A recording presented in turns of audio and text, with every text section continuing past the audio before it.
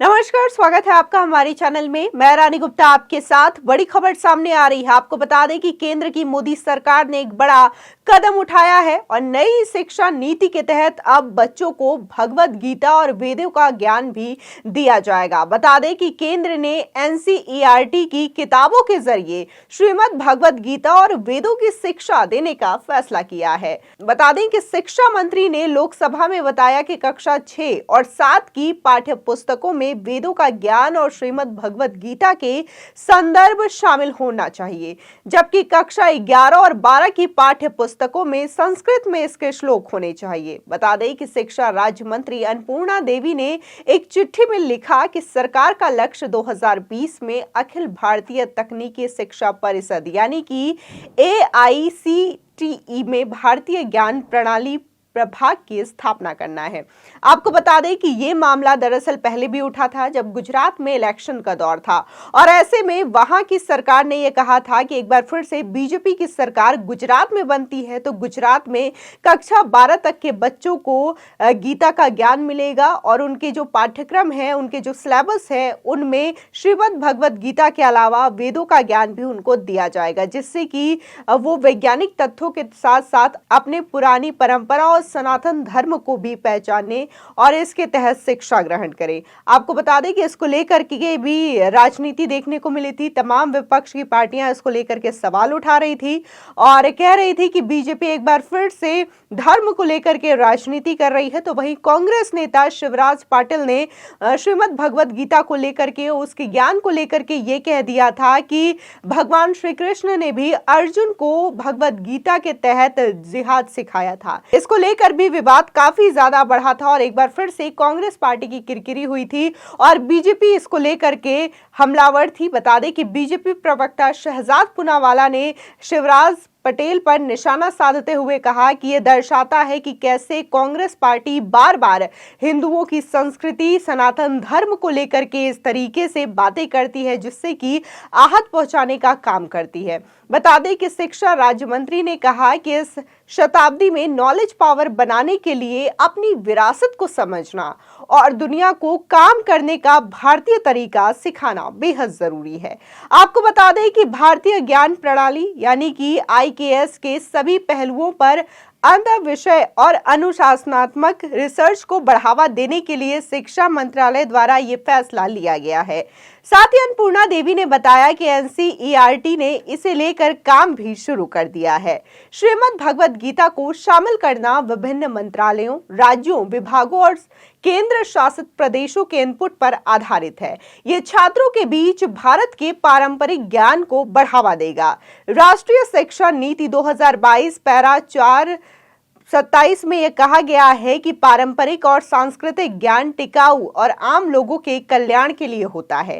इसके अलावा संसदीय पैनल ने यह भी सिफारिश की है कि NCERT के पूर्वोत्तर के कम केंद्रित क्षेत्रों से देश के गुमनाम स्वतंत्रता सेनानियों की कहानियों और बलिदान को शामिल किया जाए। पैनल ने कहा कि छात्रों को समृद्ध भारतीय इतिहास जानने के लिए स्कूली किताबों में स्वतंत्रता सेनानियों और आजादी के लिए उनकी भूमिका के बारे में पढ़ाना बेहद जरूरी है।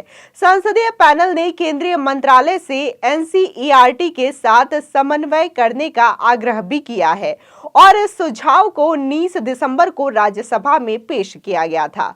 आपको बता दें कि इसी के साथ ही किताबों में विभिन्न क्षेत्रों में भारतीय महिला व्यक्तित्वों के योगदान को भी शामिल किया जाएगा। साथ ही पैनल ने यह भी कहा है कि ऐसे मटेरियल को पढ़ाना छात्रों के लिए अनिवार्य करना होगा। बता दें कि अगर हम 10 साल पहले की पुरानी शिक्षा नीति की बात करें तो इसको लेकर के खास तौर पर जो फोकस रहता था, अगर हम भारतीय हिस्ट्री को उठा करके पढ़ें, भारत के जो इतिहास पढ़ाए जाते हैं उनमें ज्यादातर फोकस कहीं ना कहीं मुगल शासकों को लेकर के रहता था।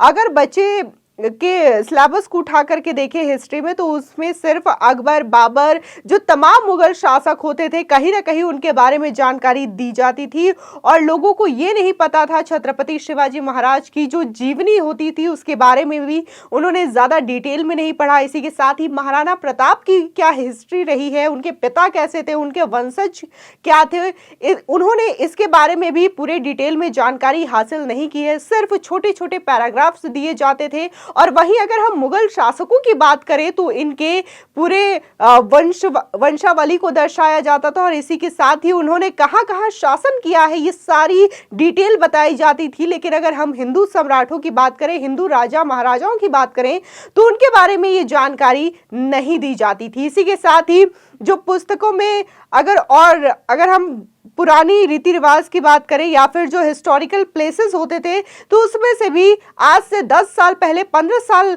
पहले की हिस्ट्री की बात करें तो लोग भारत के बारे में सिर्फ इतना ही जानते थे कि भारत में एक खूबसूरत ताजमहल है। अगर उत्तर प्रदेश की बात आती थी तो उत्तर प्रदेश में जो सबसे ज्यादा टूरिस्ट थे वो यही जानते थे कि आगरा का एक ताजमहल है और उसे देखने के लिए लोग वहां जाया करते थे। लेकिन अगर हम पिछले 5-6 सालों की बात करें तो इस समय में उत्तर प्रदेश में बड़ा बदलाव आया है। लोग अब उत्तर प्रदेश को एक तीर्थ नगरी के नाम से जानते हैं और यहाँ पर लोग गंगा स्नान के लिए भी जाते हैं। और इसी के साथ ही अगर हम बात काशी की करें, मथुरा की करें, वृंदावन की करें तो यहाँ भी लोग जाना पसंद करते हैं। और अगर हम टूरिस्टों की बात करें तो आज के हिसाब से आपको बता दें कि अगर रिकॉर्ड्स देखी जाए पिछले 2-3 सालों में तो भारत में जो सबसे ज्यादा टूरिस्ट आए हैं वो तो या महाबलीपुरम में गए हैं जो कि साउथ में एक मंदिर है जहां पर पीएम मोदी ने शी जिनपिंग को ले गए थे, या फिर अगर हम बात करें तो वो है गुजरात की सरदार पटेल की स्टैच्यू ऑफ यूनिटी। वहां पर टूरिस्ट की संख्या ज्यादातर बढ़ी है। यानी कि यह दर्शाता है कि अगर भारत अपनी पुरातन हिस्ट्री को लेकर के चलता है और उसे अब पाठ्यक्रमों में भी शामिल करता है, बच्चों के सिलेबस में भी शामिल करता है, तो ये उनके आने वाले भविष्य के लिए भी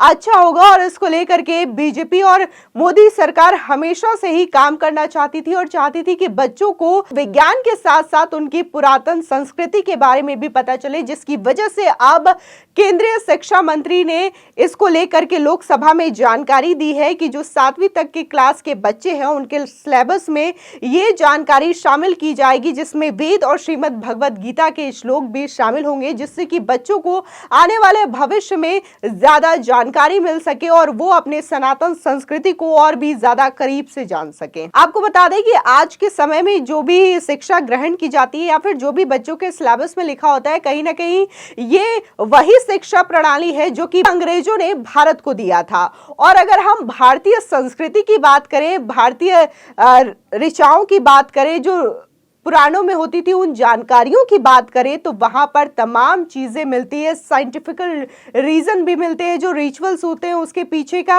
विश्वास क्यों है और उसके पीछे साइंटिफिक रीजन क्या है, ये सारी चीजें हैं। आज विज्ञान अगर इस पर रिसर्च करता है तो वो पहले रिसर्च करता है, उसके बाद वेदों को मानता है। लेकिन अगर हमारे पुरातन ऋषि मुनियों की बात करें तो उन्होंने इन्हीं वेदों के ज्ञान से सूर्य और चंद्रमा की दूरियां भी नापी थी। इसी के साथ ही कितने ग्रह हैं और कितने तारे हैं, ये तमाम चीजें कहीं ना कहीं हमारे पुराणों में पहले से ही है, लेकिन आज साइंस इस पर रिसर्च करता है, जिसके बाद उनको ये ज्ञान प्राप्त होता है। फिलहाल आपकी इस खबर पर क्या राय है हमारे कमेंट सेक्शन में जरूर बताएं। आगे की और भी अपडेट के लिए चैनल को सब्सक्राइब करना ना भूलें।